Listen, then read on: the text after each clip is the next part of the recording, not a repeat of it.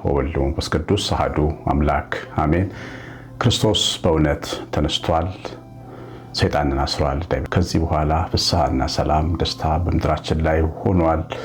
ያው እግዚአብሔር ስም የተወደደ የተመሰገነ ይሁን። በክርስቶስ የተወደዳችሁ በዘላለም ፍቅሩ በዘላለም ሐሳቡ ለክብሩ መንግስት የተጠራችሁ መስቀል ላይ ዕዳ በከፈለ ጊዜ ዕዳ የተከፈለለት ሕዝብ የሆነን የሆናችሁ እግዚአብሔር ልጆች ተብለን እንድንጠራ አብ እንዲህ ያለውን ፍቅር የሰጣችሁ መንፈስ ቅዱስ የዘላለም ክብርን ማህተም ያተመን ሀብተ ወልድ ስመ ክርስትናን የሰጣችሁ ብሩካን ሁላችሁ የቅዱሳን ቤተሰቦች እንደምንቆያችሁ ሁሉን የሚችል አምላክ ጌታ መድኃኒት ኢየሱስ ክርስቶስ ስሙ የተወደደ የተመሰገነ ይሁን።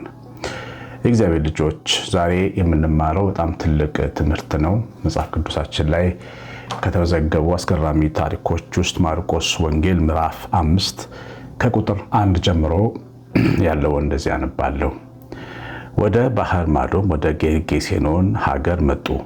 ከታንኳይቱም በወጣ ጊዜ ርኩስ መንፈስ የያዘው ሰው ከመቃብር ወጥቶ ወዲያው ተገናኘው። እርሱም በመቃብር ይኖር ነበር። በሰንሰለትም እንኳ ማንም ሊያስረው በዚያ ጊዜ አይችልም ነበር። ብዙ ጊዜ በእግሩ ብረትና በሰንሰለት ይታሰር ነበርና፣ ዳሩ ግን ሰንሰለቱን ይበጣጥስ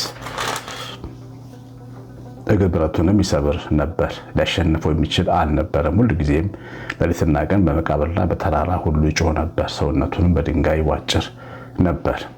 ኢየሱስንም ከሩቅ ባየ ጊዜ ሮጦ ሰገደለት። ታላቅ ድምፅም እየጮኸ የልዑል እግዚአብሔር ልጅ ኢየሱስ ሆይ ከአንተ ጋር ምን አለኝ? እንዳታሰቃየኝ በእግዚአብሔር አምልሃለሁ አለ። አንተ ርኩስ መንፈስ ከዚህ ሰው ውጣ ብሎት ነበርና ስምህ ማን ነው ብሎ ጠየቀው። ብዙዎች ነንና ስሜ ሌጊዮን ነው አለው።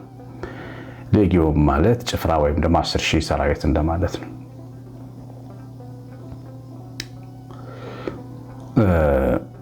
በዛም በተራራ ብዙ ነንና ስሜ ሌጊዮን ነው አለው። ከሀገርም ውጭ እንዳይሰዳቸው አጥብቆ ለመነው። በዚያም በተራራ ጥግ ብዙ የአሳማ መንጋ ይሰማራ ነበርና ወደ አሳሞቹ እንድንገባ ስደደን ብለው ለመኑት። ኢየሱስም ፈቀደላቸው። ርኩሳን መናፍስቱም ወጥተው ወደ እሪያዎቹ ገቡ። 2,000 የሚያክል መንጋ በአፋፉ ወደ ባህር ተጣደፉና በባህር ሰጠሙ። እንግዲህ ይህንን ታሪክ ታውቃላችሁ ሁላችሁም። ጌርጌሴኖን በሚባል የባህር ዳርቻ ከተማ ጌታ ኢየሱስ ክርስቶስ ማዕበል በተነሳባት ታንኳ ተሻግሮ ከሄደ በኋላ የሆነ ታሪክ ነው።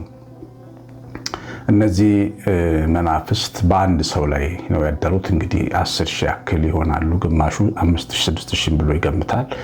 ግን ሺዎች ናቸው። እንደምታዩት በእሪያዎቹ እንኳን መንጋ 2,000 የእሪያ መንጋ የአሳማ መንጋ ነው የሰጠመው። እያንዳንዱ ላይ 5 ቢገቡ ማለት ነው። እና ምንድነው የሰይጣን አሰራር በደንብ እንዲገባን ነው ዛሬ ይሄንን መልእክት እግዚአብሔር የሚናገረን። እነዚህ እሪያዎች እንስሶች በተራራው ስር እየጋጡ ነበረ። ሰውየው ግን እነዚህን ሁሉ ተሸክሞ የእሱን ሕይወት ወስደው የእነሱን ደግሞ ሕይወት ሰጥተውት ይኖር ነበር። እንግዲህ ይሄ ሰው መነሻው ታሪኩ የት መጣው አልተጻፈም። ወንጌል ከባት ያበሳ ነው። የሰው ገበና በመተንተን ሰውን የሚያሳፍር መጽሐፍ አይደለም የጌታችን ታሪክ። ጌታ ገበናን የሚከድን ነውርን የሚሸፍን የተቀጠቀጠ ሸንበቆን የማይሰብር የበራ ጧፍ እፍ ብሎ የማያጠፋ እጅግ ደግ የዋህ ስለነበረ የሰውን ኃጢአት ሰው ላይ ሊፈርድ አልመጣም። ሲመጣ በሰው ኃጢአት ላይ ሊሳለቅ አልመጣም። ነገር ግን እንደው አንድ ሰው በዚህ ልክ አጋንንት መጫወቻ የሚሆንባቸው ብዙ ምክንያቶች ይኖራሉ። የአጋንንት መሰዊያ የሚበሉ አሉ። ጣዖትን የሚያመልኩ ሰዎች ከአጋንንት አዳብረው የሚካፈሉ አሉ። ከዛ ላይ የተነሳ ሰው ሊሆን ይችላል። እንደዚሁም በባዕድ አምልኮ ስርዓት ውስጥ ያለፉ ሰዎች ሊሆኑ ይችላሉ። በስካር በመሸታ ቤት በግልሙትና ቤት ጊዜያቸውን የሚያሳልፉ ሰዎች እንዲህ ዓይነት ጥቃት ይደርስባቸዋል። ብዙ ጊዜ ያማሩ ያጌጡ ጠርሙሶች ውስጥ የታሸጉ መጠጦች የመናፍስት አሰራር የሚጠቀምባቸው ያንን ማዕድ ስንቀምስ ወደዚህ ዓለም የምንሳብባቸው ወደ ዝሙት አልጋ፣ ወደ ኪሳራ፣ ወደ ድቀት፣ ወደ በሽታ፣ ወደ መንፈስ ባዶነት፣ ድርቀት ብንሄድባቸው የመናፍስት አሰራሮች የተሞሉ ጠርሙሶች በመጠጥ ቤት መደርደሪያዎች ውስጥ ተሞልቶ ታያላችሁ። በእውነት በጣም ነው የሚያስደስቱት ሲታዩ። አንዳንድ ትልልቅ ሬስቶራንቶች ውስጥ ስገባ የምመለከተው ይህንን ነው። የማታ መጠጦች ጌጠኛ በሆኑ ጠርሙሶች ታሽገው ተደርድረው በዛ ጠርሙዝ ውስጥ የተቀመጡት እነዚህ ማዕዶች ግን የሰውን ሕይወት የሚበሉ መሆናቸውን ሰው እንዳይገባው በመልካቸው በውበታቸው እያማለሉ ተቀምጠው ይጠብቁታል። ከዚያ ሰፈር፣ ከጭፈራው ሰፈር፣ ከዳንኪራው ሰፈር፣ ከጥልቁ ዓለም ጋር የሚካፈሉ ያን ማዕድ የሚካፈሉ ሰዎች አሉ። በዛ ምሽት እንጀራ የሚበሉ፣ በዛ ምሽት የሚጠጡ፣ በዛ ምሽት የሚደሰቱ፣ የሚስቁ፣ የሚጫወቱ፣ ልባቸውን ከፍተው እንደ ልባቸው የሚሆኑ ሰዎች አሉ። እንደዛ ሰው ሊሆን ይችላል። ሰው የተለያዩ ምክንያቶች ይኖሩታል፣ ግን በላዩ ላይ ሺህ አጋንንት ነበሩበት እና ህይወቱን ሰጥቷቸዋል። ስለዚህ እነዚህ ሰዎች እነዚህ መናፍስት በዛ ሰውዬ ህይወት ላይ ስልጣን አላቸው። አሁን አንድ ምስኪን ብላቴና ሰው በእግር ብረት ቢታሰር ብረቱን መስበር ይችላል? አይችልም። ራሱን መቅደድ ይችላል? አንድ ጤነኛ ሰው በባልጩት እንዴት ይሆናል? ሰንሰለት ሊያስረው የማይችል ብርቱ ኃያል ይሆናል? አንድ ሰው እንደው የተለየ ጸጋ ከሌለው እንደ ሶምሶን በስተቀር ግን አይችልም። እና መቃብር ውስጥ ይመቸዋል አንድ ሰው? አይሆንም። እነሱ ያላቸውን ህይወት ነው የሰጡት። አጋንንት ያላቸው ህይወት፣ አጋንንት የተጣለ መንፈስ ስለሆነ ስፍራው በመቃብር በሞት ዓለም ስለሆነ ሰዎችን ወደ መቃብር ነው የሚወስደው። ሰይጣን ጋር የሰሩ ሰዎች ፍጻሜያቸው ወደ መቃብር ነው። ይገርማቸዋል። ይሁዳን ተመልከቱት። ከሰይጣን ጋር ተደራደረ፣ 30 ብር ተቀብሎ ጌታውን ሸጠ። ወደ መቃብር እኮ ነው ገፍቶ የወሰደው። ወደ ሞት ነው ያፋጠነው። ሞትን ነው ቀላል መፍትሄ አድርጎ ያሳየው። ወደ ሞት፣ ወደ መቃብር ህይወታቸውን ያካፍሉናል። ለላያችን ላይ የሚያድሩ መናፍስት ሙት ይሉናል። ታነቂ ምን ታደርጋለህ? እረፍት አለ ሞት ውስጥ ነው የሚለን። እሱ ውስጣችን ሲያደር የእሱን ህይወት ለኛ ያካፍለናል። እሱ የሞተ ስለሆነ፣ ጥልቅ ውስጥ የወደቀ ስለሆነ፣ የመቃብር አለቃ ስለሆነ ወደ መቃብር ይስበናል።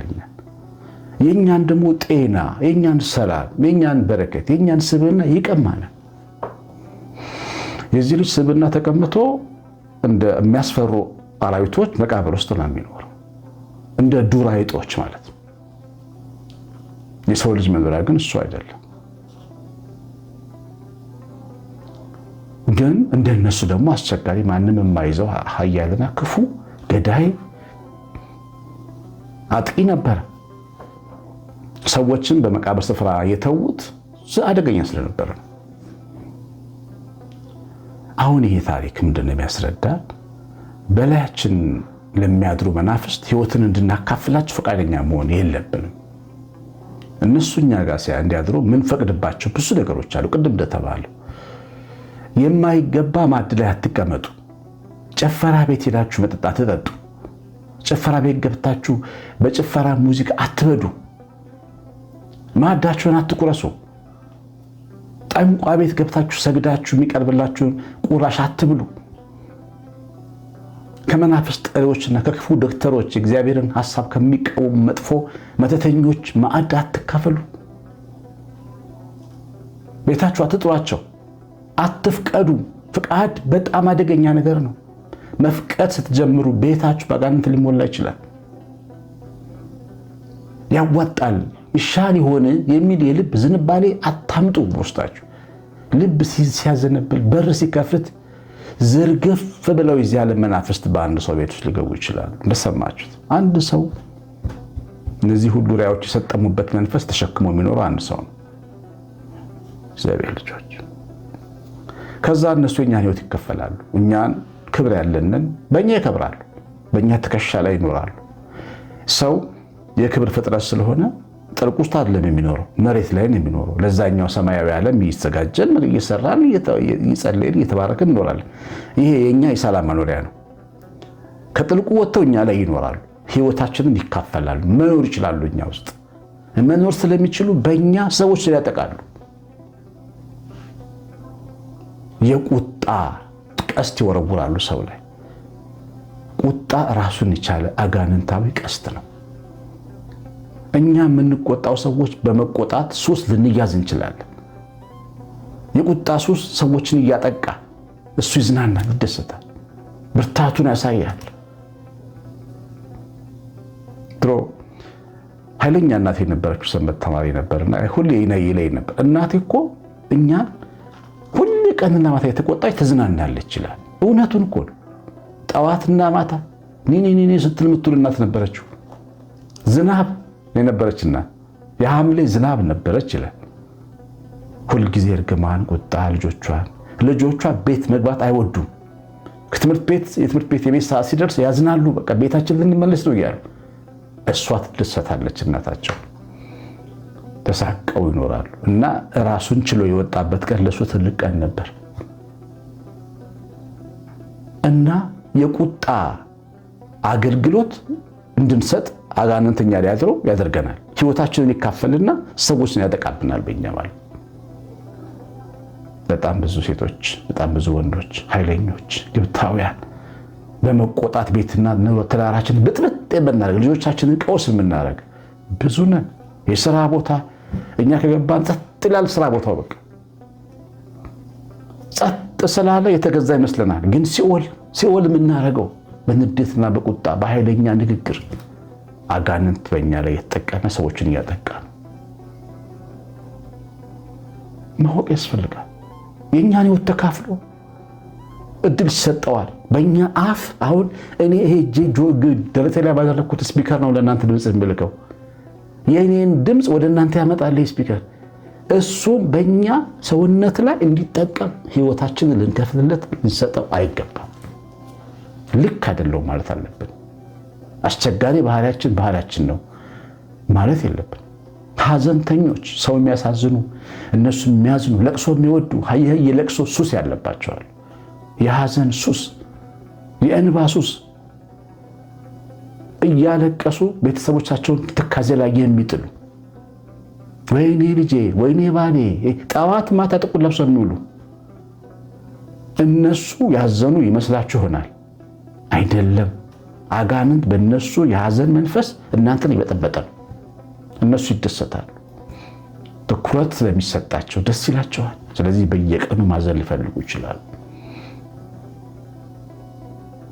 ቤቱን ጨለማ ያለብሱታል።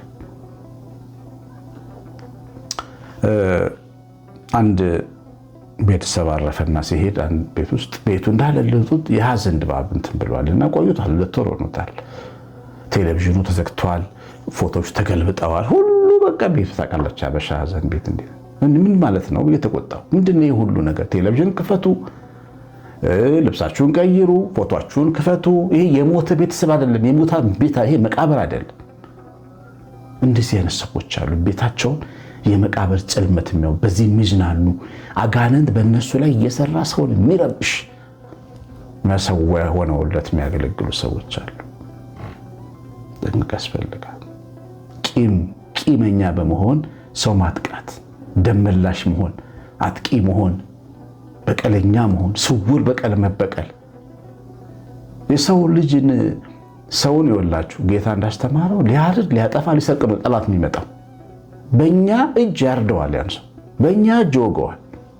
ሰይጣን ለሰይጣን ጥሩ የሚባል ሰው የለም። ሁሉም ሰው ጠላቱ ነው። እናንተ የምትወዱትም ሕፃናት ልጆቻችሁ ሳይቀሩ ለሰይጣን ጠላት ናቸው። ሕፃናት ልጆቻችሁ የምትሳሱላቸው ምንም የማያውቁ ንጹሐን፣ እነሱን እሳት ውስጥ ቢከታችሁ ደስ ይለዋል ቢያገኝ እድል። ሰውን ሁሉ የሚጠላ ጠላት ነው ሰይጣን። ስለዚህ እኛ ላይ ያድርና የሚበቀልን የምንቆጣባቸውን ሰዎች እንድንበቀል ያነሳሳናል። ጉዳዩ እኮ እኛ አይደለንም፣ ግን በውስጣችን ስንፈቅድለት ኖ ካላልነው ፍቃድ ካልሰጠ ነው አጥቂዎች፣ በቀለኞች ያደርገናል። የሰው ደም አፍሳሾች ያደርገናል። ህይወታችንን እንዲካፈል መፍቀድ የለብን እና አንዳንድ ጊዜ ልክ ያሉን ነገር ስናደርግ ልክ አይደለሁም እኔ አይደለሁም ማለት አለብን። እኔ ነኝ ብለን ለዛ ለሰይጣን ስራ እውቅና ሰጥተን መቃብር ውስጥ በጌርጌሴኖን መቃብር ውስጥ የምንኖር ሰዎች በኢየሱስ ክርስቶስ ትምህርት እንድንፈታ ነው ዛሬ ቃል እግዚአብሔር ያመጣልን። ነቃ ብለን ማየት አለብን። እኛ አይደለንም፣ እኛ ጥሩ ሰዎች ነን። ክርስቶስ የሞተልን መልካም ልብ ያለን። የትኛውም ክፉ ሰው የምትሉት ሰው ጠጋ ብትሉት የሚገርም ልብ አለው። ያ ልቡ እግዚአብሔር ተፈጥሯዊ ልቡ ነው። ግን ፈቃዳችንን መቆጣጠር ግን አለብን። እኔ ነኝ እያለን የኔ ጸባይ ነው እያለን የኔ ባህሪ ነው እያለን ሰው የምናጠቃበት መጥፎ ነገራችንን ልክ አይደለም ማለት አለብን። በእኛ ሰው የተሰቃየ መኖር የለበትም።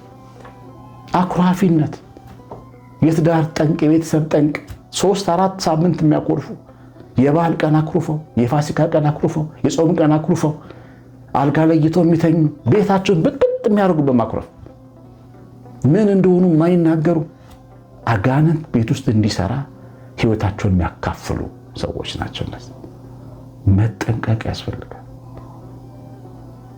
መጠንቀቅ ያስፈልጋል። ሐሜተኞች ጠዋትና ማታ የሰው አፍካፋቸው የሰው ወሬ የሚወዱትን ሰው ሳይቀር የሚያሙ የሚወዱትን የኔ የሚሉትን ሰው ሳይቀር ጨክነው የሚያሙ አጋንንት በቁሙ የሚሰራባቸው የሐሜት በር የሚያንኳኩ የሰው ክብር የሚነኩ ሰው የሚያሸማቅቁ ሰው እንዲጠላ ሰውን የሚያደርጉ በሐሜት ስራ ሌላው ሰው እንዲጠላ ጠላት እየቀቡ የሚውሉ ሰይጣን የተከራያቸው ናቸው። ፍቃድን ሰጥተው የዚህ ክፉ መንፈስ ህይወት ተካፋዮች መሆን መቆም አለበት። ይወላችሁ እኛ የተካፈልነው መንፈስ ይዞብን የሚሄደው ብዙ ነገር አለ። ወላጅ ያሳጣናል፣ ጤና ያሳጣናል፣ እድሜ ያሳጣናል። የሚወስድብን ነገር ደግሞ አለ። ህይወት ስናካፍለው እኛ ቁጡ ስንሆን ሰው ይጠላናል። የገዛ ልጅ ይጠላናል። ቅድም ነግሬያችኋለሁ። ያ የሰንበት ተማሪ ተከራይቶ ከቤቱ የወጣ ቀን ለሱ ልልታ ነበር። ከእናቱ የተለየ ቀን እናቱን ጠልቶ ማለት ነው። የገዛ ልጅሽ እንዲጠላሽ ያደርግሻል። ጭቅጭቅ፣ ኩርፊያ የገዛ ባልሽን ያሳጣሻል። የገዛ ሚስትን ያሳጣል። ንዴት፣ በቀል ከሰው ውጭ ያደርጋል። ጤናን ያሳጣል። ገንዘብ ያሳጣል። አንዳንድ ጊዜ ደግሞ ወስዶ እስር ቤት ይከታል። ነፃነት ያሳጣል። ብዙ ነገር ነው ይዞብን የሚሄደው። ይኸውላችሁ ሲመጣ ህይወትን ስናካፍለው የእሱንም የጥፋት ህይወት ያካፍላል። እሱ ህይወቱ ጥፋት ስለሆነ ውድቀት ነው። በቃ ውድቀት የሚባለው ነገር ያለው አጋንንት ዓለም ውስጥ ነው። ተጥሏል። የቀደሙ ወንድሞች ከሳሽ ይላል ዮሐንስ 12 ላይ ተጥሏል። የተጣለ ስለሆነ መውደቅን ያካፍለናል ማለት ነው። መጠንቀቅ ያስፈልጋል። የሰማነውን በልቦናችን ጻፍ። እግዚአብሔር ይባርካችሁ። ጸጋው በረከቱ ሁላችን ላይ ይደር። በጣም ትልቁ ጉባኤ እያዘጋጀው ሙሉ ቅድም ትናንት ነግሬያችኋለሁ። ቁጥር 10 መዝሙር ሰርቻለሁ። ድጋፍ እፈልጋለሁ ከአጋፔ ቤተሰቦች። ትልቅ የመዝሙር ጉባኤ ያዘጋጃለሁ። አንቨርሳሪም ነው። አንድ ላይ 2 ትልቅ ጉባኤ በቤተሰቦች ፊት እግዚአብሔር ዘምርበት ጉባኤ ነው። እኔ መደገፍ ማገዝ ብትፈልጉ አናግሩ። 911 4380 የእግዚአብሔር ቸርነት ቤታችሁን ይባርክ። እመቤታችን በረከት በሁላችን ላይ ይደር። ቀሲስ አሸናፊ ገብረ ማርያም ነኝ። ኮሜንት ላይክ ሳታደርጉ አትጥሩ። ሰላም